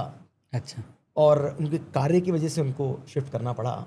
कल ही मेरे पास फ़ोन आया कि उनकी वाइफ ने और उन्होंने एक डिसीजन लिया, कहते हैं हम बहुत परेशान हो गए हैं और हमें सिल्वर लाइन वापस आना है, तो द्वारका से वो वापस गाज़ियाबाद शिफ्ट कर रहे हैं, अच्छा। क्योंकि बच्चे की एजुकेशन उनके लिए बड़ी इम्पॉर्टेंट है। तो देखिए, अगर पेरेंट हम पे विश्वास करके अपनी अपनी लोकेशन शिफ्ट कर रहे हैं। शिफ्ट कर रहे हैं, अपना घर शिफ्ट कर रहे हैं, तो बहुत बड़ी बात है और बहुत बड़ी जिम्मेदारी है। तो ये प्यार भी है और ये जिम्मेदारी का एहसास भी है। क्योंकि मैं जैसे ही कैंपस आया तो चारों तरफ ग्रीनरी, बहुत सारे पेड़ पौधे लगा। मैं तो बिल्कुल, आपने यहाँ के ग्रीनरी को देखकर लगता है कि हाँ ऑक्सीजन मिल रहा है। क्योंकि अदरवाइज आप इतने बड़े जो प्लेग्राउंड आपका है, इतना बड़ा स्टेज तो कहीं होता नहीं है, बहुत कम जगह होता है। वहाँ भी बिल्डिंग बना के बहुत सारे क्लासेस शुरू हो सकते थे, बहुत सारे सोर्स ऑफ इनकम जनरेट करते। लेकिन आपने बच्चों के सभी विकास, क्योंकि फिजिकल बॉडी के लिए इतना रन करने के लिए इतना स्पेस होना, इतना बड़ा स्टेज होना बहुत हर स्कूलों में संभव नहीं होता। तो ये जो लगातार आप इतने बड़े स्टेज पे बच्चों को प्रैक्टिस कराते हैं, तो कभी परेशानी नहीं आती कि ये छोटे बच्चे हैं और इतना बड़ा मंच देखकर घबराते नहीं कभी बच्चे? देखिए, बच्चे हमारे हिसाब से बच्चे बिल्कुल कच्ची मिट्टी हैं। अच्छा। उनको जिस तरीके से मोल्ड कर दिया जाए, जिस तरीके से उनको पुश किया जाए, वो उस तरीके से ढल जाते हैं। तो बल्कि होता है, देखिए आजकल की यंग जनरेशन, मैं मानता हूँ कि ये बच्चे लकी हैं कि इनके पेरेंट्स इनको इतनी फैसिलिटीज़ प्रोवाइड कर रहे हैं। There is no doubt about it. आज की जनरेशन, घर के अंदर एसीज़ उनको अवेलेबल हैं। हाँ। घर से वो एसी से उठ के आते हैं, स्कूल में वो एसी कक्षाओं में बैठते हैं और एसी बसों में बैठ के घर जाते हैं। हाँ। तो जाहिर सी बात है कि वो उनको कंफर्ट्स और फैसिलिटीज़ तो मिली हुई हैं। और ऐसा भी होता है कि कभी कभी भरी धूप में असेंबली के अंदर वो फेंट भी हो जाते हैं, अच्छा। हीट स्ट्रोक भी हो जाते हैं। अच्छा। परंतु हमारा मानना ये है कि जब तक बच्चों को एलिमेंट्स से एक्सपोज नहीं किया जाएगा और उनको पुश नहीं किया जाएगा, तब तक वो सीखेंगे कैसे? उनको डिफरेंट डिफरेंट अनकंफर्टेबल सिचुएशन से तो गुजारना ही पड़ेगा ना, हाँ। तभी वो सीखेंगे। जब कोविड पीरियड चल रहा था, जी। तो उस समय बहुत सारे लोगों के रोज़गार भी छिन गए, बहुत सारे लोग असमय डेथ भी हो गई। तो उस समय पेरेंट्स के साथ आपका समन्वय कैसा था? बहुत अच्छा रहा, बहुत अच्छा रहा। कैसे? देखिए, एम्पैथी मतलब सामने वाले की सिचुएशन को समझना बहुत ज़रूरी है। मैंने जैसे आपको पहले कहा, बहुत सारे स्टेक होल्डर्स हैं। स्टेक होल्डर्स में पेरेंट्स भी हैं, स्टूडेंट्स भी हैं, टीचर्स भी हैं। तो हमें सबका ध्यान रखना ज़रूरी है। ये बहुत ज़रूरी है कि टीचर्स को और स्टाफ को कहीं से भी ये दिक्कत ना आए कि उनकी फाइनेंशियल स्टेबिलिटी में कोई क्वेश्चन या कोई संदेह हो। ऐसे टाइम पे घर तो सबको चलाने, हाँ।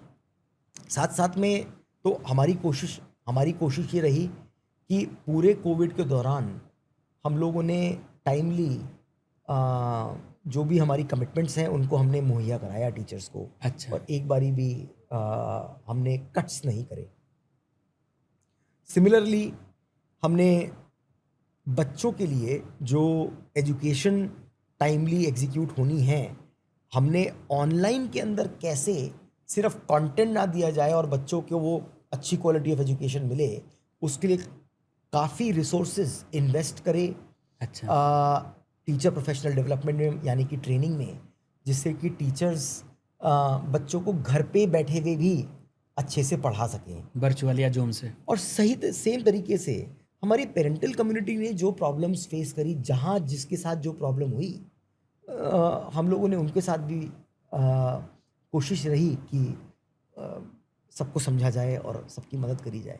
देखिए, पार्ट ऑफ सोसाइटी हैं, परंतु देखिए, अगर पेरेंटल कम्युनिटी हमारे साथ नहीं होती, हमारे टीचर्स ने हमारा साथ नहीं दिया होता, और ऑलमाइटी ने हमारा अगर साथ नहीं दिया होता, बिल्कुल, तो शायद आज हम यहाँ पर बैठ के पॉडकास्ट करना मुश्किल हो पा रहा होता।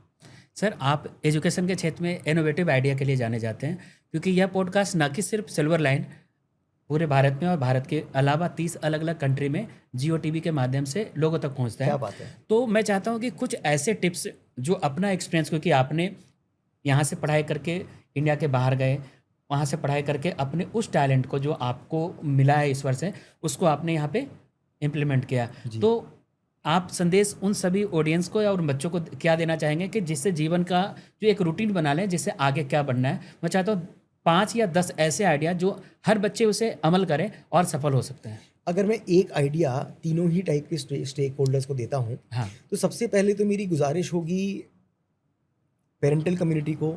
संतोष जी बार बार इस बात को रिट्रेट कर चुके हैं कि कैसे हम वो साधन, कैसे वो अपने बच्चों को प्लेटफॉर्म प्रोवाइड करें जिससे कि वो बच्चे फिगर आउट कर सकें कि वो कौन हैं, उनके अंदर की छुपी हुई प्रतिभा क्या है। मैं एक आपको टर्म देता हूँ, 2 शब्द देता हूँ, नेचर एंड नर्चर।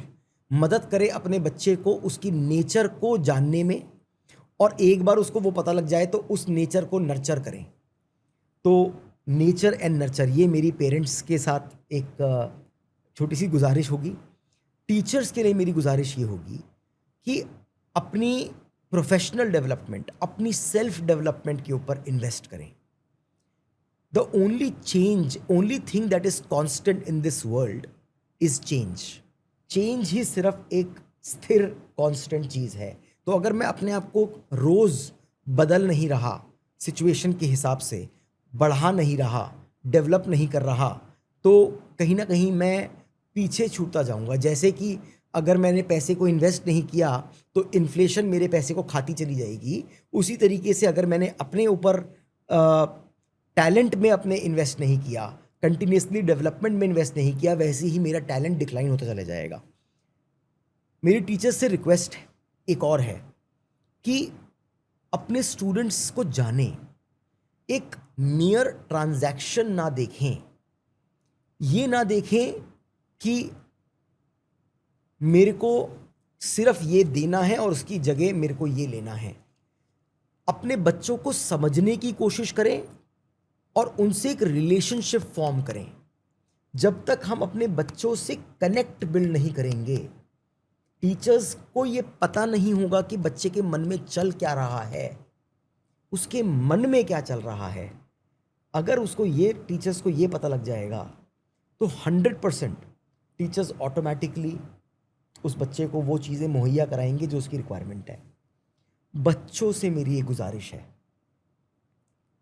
बच्चों आपको ये बात समझनी पड़ेगी कि आपकी फिल्म में main actor, main hero, superstar आप हैं।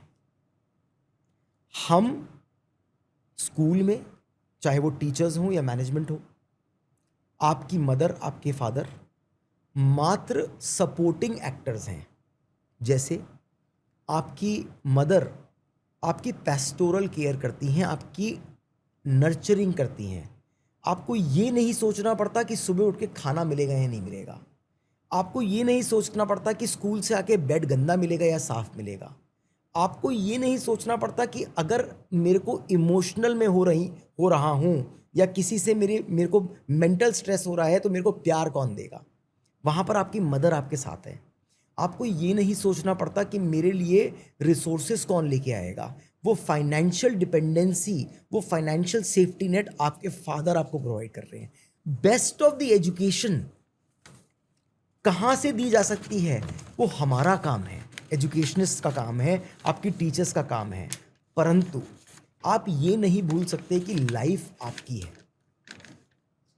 अगर आप ही को अपनी लाइफ से प्यार नहीं होगा, अगर आप ही को खुद से प्यार नहीं होगा, तो दुनिया को आपसे प्यार कैसे होगा। So I want you to love yourself. I want you to be selfish. I want you to be selfish about your career. जब आप अपने करियर को लेके ये बच्चे सेल्फिश होंगे तो वो उसी तरीके से मोटिवेटेड रहेंगे, और शायद किसी को उनको ये समझाना नहीं पड़ेगा कि आपको मेहनत करनी है या जो रिसोर्सेज मिल रहे हैं उनका बेस्ट उपयोग कैसे करना है। आशा है हमारे पेरेंट्स और बच्चे और टीचर्स इस बात को अमल करेंगे। सर, आप नासा जैसे प्लेटफॉर्म से कोलैबोरेशन कैसे किया आपने? देखिए, बहुत सारे बहुत सारी इंस्टीट्यूशंस एजुकेशन के साथ काम करने की बात करते हैं। तो अभी हमारे director skills doctor CS Nair हैं। अच्छा। तो नासा में काम करने वाले एक प्रोफेसर की शायद आप बात कर रहे हैं। हाँ। उनके साथ एक कोलैबोरेशन करके पॉडकास्ट हमारे बच्चों के लिए वो करा गया। पता होना चाहिए कि दुनिया की बेस्ट ऑर्गेनाइजेशंस के अंदर कार्य कैसे होता है और उनके लोग कैसे सोचते हैं। तो उन्होंने हमारे बच्चों को बताया कि क्या स्किल्स की रिक्वायरमेंट है और आपको क्या आना चाहिए, क्या नहीं आना चाहिए। आप सुन के ताज्जुब करेंगे। प्रोफेसर जॉर्ज सलासर ने अपने उस ऑनलाइन मीटिंग में हमारी टीचर्स को, हमारे स्टूडेंट्स को यही समझाया कि आपको आज की दुनिया में नासा जैसी ऑर्गेनाइजेशन में भी काम करने के लिए लोगों के साथ कोलैबोरेट करना आना चाहिए, टीम में काम करना आना चाहिए। आपके अंदर ये रेजिलियंस होनी चाहिए कि आप किसी क्राइसिस को झेल सकें। आपको अपनी बात रखनी आनी चाहिए। तो वो ऑर्गेनाइजेशंस जो मार्स के ऊपर रोवर्स भेज रहे हैं या इंटरनेशनल स्पेस स्टेशंस के ऊपर स्पेसक्राफ्ट भेज रहे हैं, वो भी बात उन 21st सेंचुरी जेनेटिक स्किल्स की कर रहे हैं जो एक हर इंसान को आनी चाहिए। अभी आपने देखा लखनऊ का मिस्टर शुक्ला जो गए अभी और जी फिर वापस आए, जी तो एक अच्छा भारत, बढ़ता हुआ भारत देखकर अच्छा लगता है। बड़ा प्राउड फील होता है। दोस्तों, जैसा कि आपको पता है कि आज का ये पॉडकास्ट बहुत रोचक रहा और बहुत सारे एजुकेशन सेक्टर से बहुत सारी ऐसी बारीकियों के बारे में नमन जैन जी ने हम सभी को बहुत अच्छे से समझाया और बताया। और इनके इनोवेटिव आइडिया हमें लगता है भारत के हर स्कूलों तक पहुंच जाए। हमारी ऐसी बातें जो आप तक पहुंचा है, पेरेंट्स को कैसे अपने बच्चों के साथ ट्रीट करना चाहिए, टीचर की क्या रिस्पॉन्सिबिलिटी होती है और बच्चों को अपने कैरियर के लिए क्या करना चाहिए, अपने स्किल को कैसे पकड़ना चाहिए और पेरेंट्स को भी उसका साथ देना चाहिए। क्योंकि हर बार हम सभी अपने पॉडकास्ट में अपने गेस्ट को रैपिड फायर करते हैं और जिसमें इमीडिएटली उसका आंसर देना होता है। बहुत रोचक होता है और बहुत मज़ा आता है लोगों को रैपिड फायर में। कुछ करते हैं रैपिड फायर। जी सबसे पहला सवाल आपके मुझे लग लिए। रहा है मैं कॉफी विद करण पे हूँ। जब आप कुछ नए आइडिया आपके माइंड में आता है तो उसे डिस्कशन करने के बाद अपने टीम को कैसे प्रिपेयर करते हैं, मतलब उसे मोटिव कैसे करते हैं कि इसे करना है हमें? बाइन लेके, उनका बाइन लेके। जब तक टीम का खुद का विश्वास नहीं होगा वो करेंगे नहीं। आप स्कूल टाइम में जब थे तो आपका पसंदीदा, आपका फेवरेट सब्जेक्ट क्या था? मैं सच बताऊं, मैं आज भी ये सवाल सोचता हूं, बट मेरे को अभी तक जवाब नहीं मिला कि मेरा पसंदीदा सब्जेक्ट क्या था। एक किताब जो हर एजुकेटर को पढ़ना चाहिए। Find your element. Professor sir Ken Robinson है। फाइंडिंग योर एलिमेंट एक ऐसी किताब है जिसने मुझे बहुत इंस्पायर किया। वो बात करती है, वो बच्चे के तत्व के बारे में ही बात करती है। रात में ब्रेन स्ट्रोमिंग या सुबह सुबह प्लानिंग? रात की ब्रेनस्टॉर्मिंग। एक शब्द में अगर सिल्वर लाइन के लिए बोलना है तो what is silver line? Model for 2047 India. Traditional classroom या एआई जनरेटेड या एआई या full technology? Teacher led classroom, student led classroom. Technology या फिर जो भारत का जो ट्रेडिशनल जो गुरुकुल वाली प्रथा रही है, दोनों में डिफरेंस? दोनों ही केसेस में गुरु और शिष्य के बीच की रिलेशनशिप बहुत इंपॉर्टेंट है। समर वेकेशन में क्या बच्चों के साथ पेरेंट्स को या आप जी घूमने के लिए जाना चाहिए, प्लान करना चाहिए? बिल्कुल। ट्रैवलिंग? क्योंकि उसका रीज़न बता रहा हूँ मैं आपको। क्योंकि फादर्स को अपने बच्चों के साथ लंबा अच्छा समय बिताने का टाइम वही होता है। तो ट्रैवलिंग, म्यूजिक जी या पढ़ाई, तीनों में सबसे ज़्यादा क्या पसंदीदा आपका है, हॉबी है? ट्रैवलिंग। टेक्नोलॉजी से कितने करीब है? बहुत बहुत करीब है। कुछ ऐसा चीज़ जो आपने नया इनोवेटिव कुछ आपने देखा और तुरंत उसे परचेज किया, फिर उसे चलाने के लिए उसमें टाइम एक्सपेंड करते हैं? तो अभी रिसेंटली मैंने रेवैन के वो मेटा वाले क्लासेस लिए हैं। हाँ। तो उसको चलाने में बड़ा मज़ा आता है। बट मैं आपको स्कूल के परिप्रेक्ष्य देखूं, बहुत अच्छी हमने एक टेक्नोलॉजी इंप्लीमेंट करी अपने स्कूल में। हमने जब हमने डिसाइड किया कि हम अपने स्कूल के अंदर टेक्नोलॉजी को इम्प्लीमेंट करेंगे, और जाहिर सी बात है उसकी कॉस्ट होती है, बट उसको पेरेंटल कम्युनिटी से डेमोक्रेटाइज कैसे किया जाए। फॉर एग्जांपल, यूजुअली स्कूल्स के अंदर क्या होता है, अगर इंटरनेशनल करिकुलम, IB करिकुलम का स्कूल है, तो वहाँ पर पेरेंट्स को ये पुश किया जाता है कि आप ये 50,000 का लैपटॉप या 90,000 का लैपटॉप, कुछ स्कूल ऐसे हैं जो कहते हैं जी आईपैड ही खरीदना पड़ेगा, या कुछ स्कूल जैसे कहते हैं जी आपको ये मैकबुक ही, एप्पल का लैपटॉप ही खरीदना पड़ेगा। वो एक्सपेंस पेरेंट्स के ऊपर लोड होता हो। है। तो हम लोगों ने क्या किया, हमने टेक्नोलॉजी जो लगाई, हमारी गूगल के साथ बहुत क्लोज पार्टनरशिप्स हैं, और गूगल फॉर एजुकेशन एक बहुत बड़ा वर्टिकल है। हम अकेले हम पूरे देश में 5 गूगल रेफरेंस स्कूल हैं, एक बहुत बड़ा किताब होता है, उनमें से हम एक हैं। चंद ही गूगल रेफरेंस स्कूल्स में हम एक हैं। तो उस गूगल की टेक्नोलॉजी के ऊपर क्रोम बुक्स हम पूरे स्कूल में इस्तेमाल करते हैं। क्रोम बुक एक इंटरनेट डिवाइस है, उसकी प्रॉब्लम ये है उसके अंदर कंप्यूटिंग पावर नहीं होती, हैवी सॉफ्टवेयर चल नहीं पाते। तो उसके लिए हम लोगों ने क्या किया, हमने स्कूल के अंदर सेंट्रलाइज सर्वर लगाया, वर्चुअल डेस्कटॉप इंफ्रास्ट्रक्चर, वीडीआई उसको बोलते हैं। अच्छा। कैंपस के वाईफाई से या कैंपस के बाहर इंटरनेट से हमारे बच्चे किसी भी लैपटॉप के ऊपर, कितना भी पुराना लैपटॉप हो जिसके ऊपर सिर्फ इंटरनेट ब्राउज़र चलता हो, अच्छा। उसके ऊपर वो हैवी से हैवी सॉफ्टवेयर, चाहे वो माया हो, यूनिटी हो, ब्लेंडर हो, अच्छा। इस टाइप के हैवी सॉफ्टवेयर्स वो बच्चे स्कूल के सर्वर को कनेक्ट करके फ्री ऑफ कॉस्ट इस्तेमाल कर सकते हैं। तो उनको कोई बहुत हाई कंप्यूटिंग पावर का डिवाइस खरीदने की ज़रूरत नहीं है। तो ये टेक्नोलॉजी बड़ी फैसिनेट करती है मुझे। और पॉकेट फ्रेंडली भी है, पेरेंट्स के लिए भी ज़्यादा दबाव नहीं बना। स्कूल ने इन्वेस्टमेंट करी तो हाँ। पेरेंट्स के लिए बहुत पॉकेट फ्रेंडली है। एक बहुत अच्छा, क्योंकि आप रिश्तों की कदर करते हैं, रिलेशनशिप की बहुत वैल्यू है आपके। क्योंकि मैंने देखा कोविड में बहुत सारे स्कूलों में, बहुत सारे एजुकेशन संस्थाओं में जी। अपने टीम को कम किया। मतलब बहुत सारे जो 4th ग्रेड स्टाफ होते हैं या कुछ टीचर्स ऐसे होते हैं, लगता है कि ये अनवांटेड है या इसको हटाते हैं, फिर से इसे दूसरे टीचर को या दूसरे टीम को रखा जा सकता है। लेकिन आपने कोविड में भी ऐसे लोगों को अपने साथ जोड़ कर रखा। तो ये रिलेशनशिप का पावर था या मनी का था? देखिए सर, संतोष जी, अब हमारे सर ये कहते हैं बात कि हमारे 2000 प्लस बच्चों की ज़िंदगियां डेली बेसिस पे हमारे ड्राइवर्स ध्यान रखते हैं, क्योंकि बसेस में वो बच्चे जाते हैं घर, उनको रोज़ साल के 200 दिन उन बच्चों को घर से पिकअप करना और उनको वापस ड्रॉप करना, और ये स्कूल का ट्रांसपोर्ट है। तो ड्यूरिंग कोविड उन ड्राइवर्स का ध्यान क्यों ना रखा जाए जबकि ट्रांसपोर्ट बंद है। अच्छा। ये मैनेजमेंट है जो कि करनी ज़रूरी है, ये फाइनेंशियल मैनेजमेंट है जो करनी ज़रूरी है। और मैं आपको कहता हूँ ना कि मैं आपसे पहले कह रहा था कि एक सुरक्षा का कवच हमारे पास है, हमारे चेयरमैन सर। तो वो मेरे चेयरमैन सर की फाइनेंशियल मैनेजमेंट बहुत स्ट्रांग है। उनको पता है कि कैसे चीज़ों को फाइनेंशियली चलाना है, बचा के रखना है और मैनेज करना है। तो उसी का वो कारण है कि वो पूरे परिवार को संभाल के रख पाए।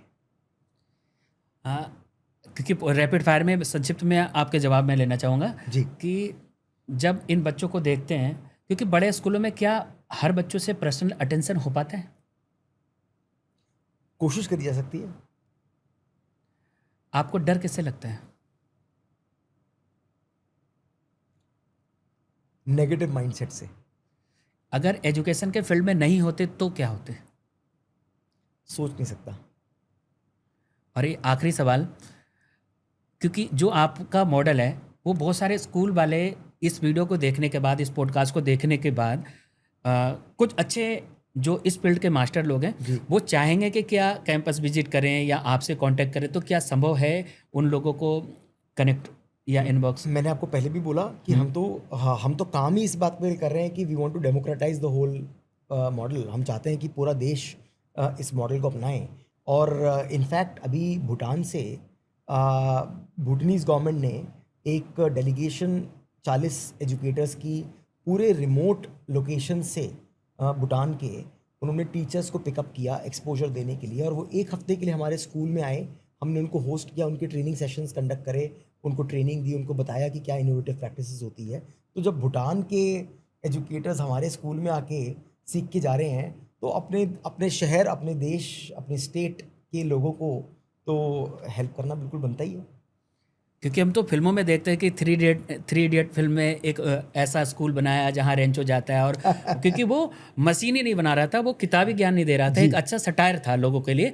तो वो चीज़ आप इम्प्लीमेंट कर रहे हैं। और मैं तो ज़रूर लगता है कि अगर पूरे भारत के लोग अगर इस पद्धति को, इस प्रणाली को लोगों तक पहुँचा दें तो आपकी मेहनत भी सफल होगी। और उससे मैं आपकी विक्ट्री के बाद मैं एक और पॉडकास्ट करूँगा, और एक ज़रूर पॉडकास्ट में उनका करना चाहूँगा जो आपके सुरक्षा कवच है, जिनसे हम बहुत सारी बातें सीखते हैं कि हमें लगता है कि चाहे वो रोटरी क्लब हो, मतलब सोशल कॉज हो, या फिर एजुकेशन के क्षेत्र में, और हर बच्चों के लिए एक प्रेरणा है इस विद्यालय के चेयरमैन सुभाष जैन जी। तो उनसे भी हमारा अगला पॉडकास्ट ज़रूर होगा, उनसे मैं समय ज़रूर लूँगा। तो आशा है आज का पॉडकास्ट बड़ा रोचक रहा कि हमने देखा कि बहुत सारी बातें हमने किया, इनसे बहुत कुछ सीखने वाली बातें आज नमन सर से हमने सुना भी, देखा भी, और इनके अनुभव से बहुत सारे स्कूल, क्योंकि अगर भारत के बाहर से लोग यहाँ विजिट करने के लिए पूरी टीम आ रही है, तो भारत में ऐसे स्कूल की कल्पना जिसे इन्होंने किया है, क्योंकि अगर हम सभी किसी चीज़ के इमेजिनेशन करते हैं और उसे ज़मीन पर देखते हैं तो उससे बहुत कुछ इंस्पायर होते हैं, सीखते हैं। तो टॉक विद टंडन के पूरी टीम की तरफ से आज के लिए टाइम निकालने के लिए दिल से थैंक यू। और मैं ज़रूर चाहूँगा कि अबाउट टुडे एक्सपीरियंस, आज आपका अनुभव कैसा रहा हमारे टॉक विद टंडन के लिए? संतोष जी, मैं मंत्रमुग्ध हूँ।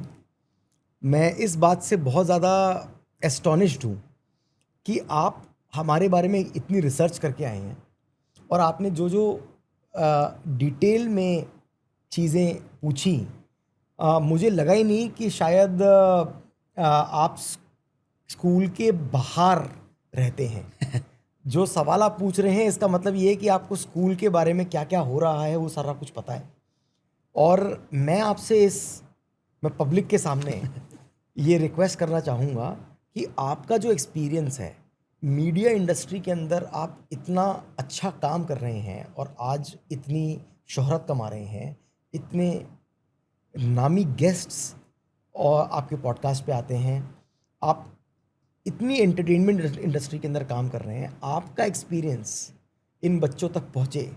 मैं चाहूँगा कि आप कुछ समय स्कूल में भी दें और इन बच्चों को उनकी हौसला अफजाई करें और इनको गाइड करें कि कैसे इनका करियर मीडिया इंडस्ट्री में बन सकता है।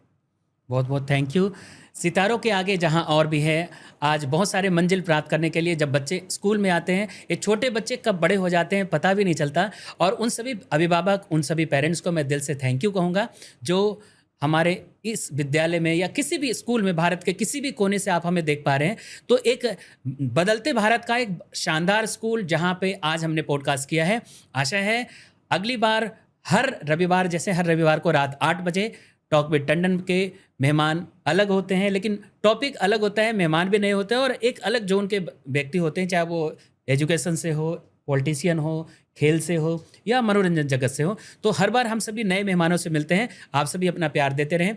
नेक्स्ट पॉडकास्ट में आप किसे देखना चाहते हैं, हमारे अगले पॉडकास्ट में देखते रहिए टॉक विद टंडन, जिससे आप हर रविवार रात 8 बजे जियो टीवी पर देखते हैं। और उसके अलावा आप हमारे ऑफिशियल यूट्यूब चैनल पे, और इस पॉडकास्ट की एक विशेषता है कि आप हमारे उन सभी रील्स को, हमारे शॉर्ट्स को सिल्वर लाइन प्रेस्टीज स्कूल के ऑफिशियल चैनल पर भी देख सकते हैं। तो आशा है आप सभी अपना प्यार देंगे।